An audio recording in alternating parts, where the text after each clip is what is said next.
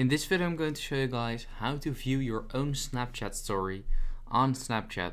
It's very quick and easy, so if you didn't know how to do that yet, then make sure to watch this video till the end and you should be able to do that.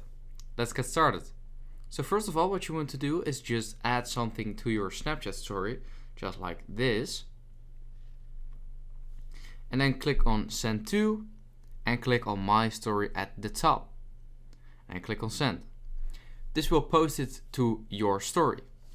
And right now at the top left corner, the icon changed as well from your Bitmoji to your story. So just click on the top left corner, and right here it is your account. And what you want to do, where it says stories and my story, just click on this circle right here, and then you will be able to see your own story. And if you swipe to the top, you can also see how many people saw it and shared it, and you can also delete it or save it to your camera roll. So yeah, that's basically it. If this video helps you out, please leave a like and let me know in the comments if it worked, and I'd appreciate that. Bye! If this video helps you out, please consider subscribing so I can grow the largest how-to channel on YouTube. I'd appreciate it.